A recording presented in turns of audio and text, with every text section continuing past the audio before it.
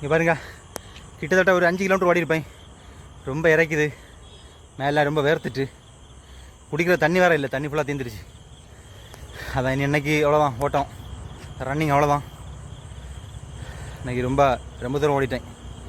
நீ இதை அதிகமாக்கணும், 5 kilometre 10 kilometre அவ்வளோ ஆக்கணும். ட்ரை பண்ணும், முயற்சி பண்ணால் நடக்கும்.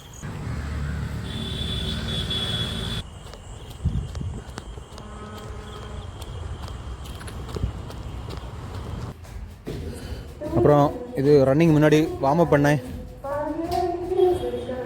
கொஞ்சம் வார்ம் அப் பண்ண உடம்புக்கு பாடி வார்ம் அப் பண்ணால் தான் எங்கேயாவது பிடிச்சி வைக்காமல் இருக்கும், இல்லைன்னா எங்கேயாவது பிடிச்சி வச்சிடும் விளையாடும்போது.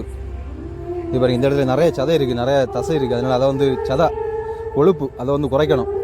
அப்போ தான் நம்ம பாடி கொஞ்சம் அழகாகும்.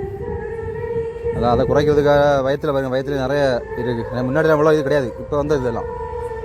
முன்னாடி நான் கூலி வேலை செய்யும்போது என் உடம்புல இவ்வளோ சதை எவ்வளோ இது ஒன்றும் கிடையாது, கொழுப்பு நிறைய